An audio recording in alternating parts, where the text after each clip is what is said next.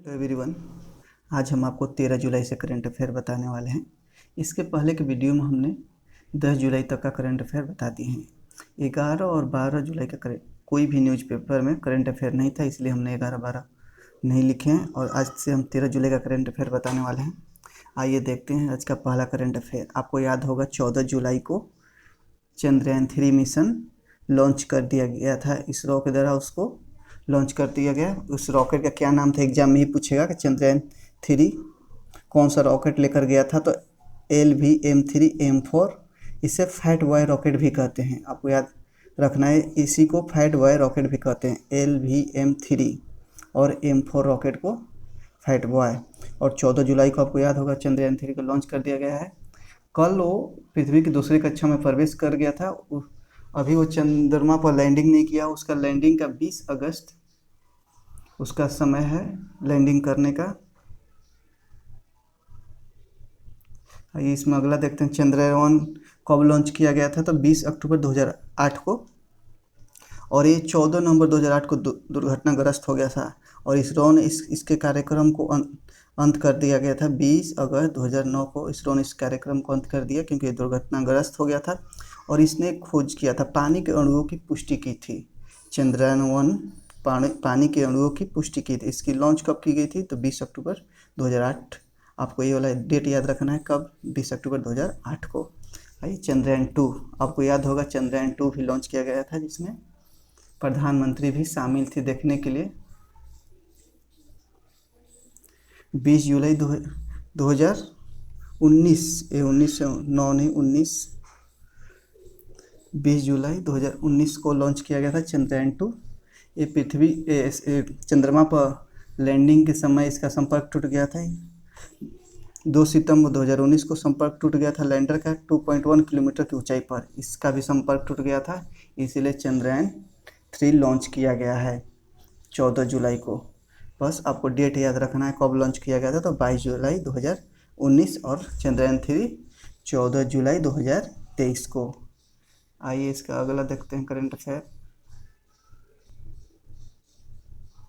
चीन ने भी एक सफलता हासिल की है स्पेस के क्षेत्र में। मीथेन से चलने वाली रॉकेट परीक्षण किया है। चीन ने मीथेन से चलने वाली रॉकेट का सफलतापूर्वक परीक्षण कर लिया। एग्जाम में पूछेगा, मीथेन से चलने वाली रॉकेट का सफलतापूर्वक परीक्षण किस देश द्वारा किया गया है, तो चीन के द्वारा मीथेन से चलने वाली दुनिया का पहला देश बन गया है। मीथेन से चलने वाले रॉकेट का परीक्षण किया है। और इस रॉकेट का नाम क्या है, जुके 2 कैरियर इस रॉकेट का नाम है। और चीन की प्राइवेट कंपनी ने इसे बनाया है, लैंड स्पेस द्वारा इसे बनाया गया है। जुके 2 कैरियर रॉकेट है जो कि मीथेन से चलता है। बस आपको याद रखना है किस देश द्वारा बनाया गया, तो चीन द्वारा। आइए अगला देखते हैं, 14 जुलाई का करंट अफेयर है। इसमें आपको याद होगा कि G20 की भारत की अध्यक्षता में मीटिंग हो रही है। G20 की बैठक में पहली बार साइबर सुरक्षा पर सम्मेलन हुआ। तो कहाँ पर हुआ साइबर सुरक्षा सम्मेलन, तो गुरुग्राम में हुआ है। G20 की बैठक में पहली बार साइबर सुरक्षा पर सम्मेलन गुरुग्राम में संपन्न हुआ। आइए अगला देखते हैं, सरकार ने ऑनलाइन गेमिंग पर कितना परसेंट GST लेने का फैसला किया है, तो 28% ऑनलाइन गेमिंग पर सरकार ने GST लेने का फैसला किया है। आपको याद रखना है 28%। और ग्लोबल फायर पावर के अनुसार दुनिया के सबसे शक्तिशाली सेना में भारत का कौन सा रैंक मिला है। ग्लोबल फायर पावर के अनुसार दुनिया के सबसे शक्तिशाली सेना में भारत का रैंक कौन सा है, भारत का रैंक 4था है। आइए देखते हैं 16 जुलाई का करंट अफेयर। 15 जुलाई का कोई भी करंट अफेयर नहीं था। 16 जुलाई का ये आज का ही करंट अफेयर है, हमने न्यूज़पेपर से इसको लिखा है। 16 जुलाई के न्यूज़पेपर से, रुपये और दिरहम में कारोबार। दिरहम कहाँ का मुद्रा है, यूएई का, आपको याद रखना है। रुपये और दिरहम में कारोबार, भारत और यूएई के बीच स्थानीय मुद्रा में कारोबार करने पर समझौता हुआ है। आपको याद होगा हाल ही में प्रधानमंत्री हमारे जो फ्रांस गए थे, फ्रांस के बाद उन्होंने यूएई गए और वहाँ पर एक समझौता हुआ भारत और यूएई के बीच। स्थानीय मुद्रा में आप व्यापार कर सकते हैं, रुपये और दिरहम में। और किसी देश के साथ भारत का इस तरह का पहला समझौता है जो स्थानीय रुपये में आप कारोबार कर सकते हैं। आपको याद रखना है, पहला देश भारत यूएई ने अपने बीच रुपये और दिरहम में कारोबार करने के लिए एक समझौता किया है। आइए देखते हैं, संयुक्त राष्ट्र जलवायु परिवर्तन सम्मेलन यानी कि COP28, इसका आयोजन कहाँ पर होगा, इसी साल होने वाला है। इसका आयोजन यूएई में होने वाला है। COP28 एग्जाम में पूछता है, बार बार ये पूछे जाते हैं COP, क्योंकि पर्यावरण से रिलेटेड करंट अफेयर, तो पर्यावरण से रिलेटेड करंट अफेयर एग्जाम में पूछे ही जाते हैं। यानी कि COP28 कहाँ पर आयोजन होगा इसका? UAE। आइए देखते हैं अगला करंट अफेयर। फ्रांस और भारत के बीच समझौता। आपको याद होगा हाल ही में हमारे प्रधानमंत्री नरेंद्र मोदी जी फ्रांस के दौरे पर गए थे और फ्रांस के दुकानदार और भारतीय डिजिटल भुगतान के जरिए भुगतान को स्वीकार करेंगे। जो फ्रांस के दुकानदार हैं वो यानी कि UPI के जरिए भुगतान को स्वीकार करेंगे। एक समझौता ये भी हुआ, वहाँ के दुकानदार अब UPI के माध्यम से पैसे को स्वीकार करेंगे। और प्रधानमंत्री वहाँ पर गए थे तो देखिए क्या हुआ था वहाँ पर।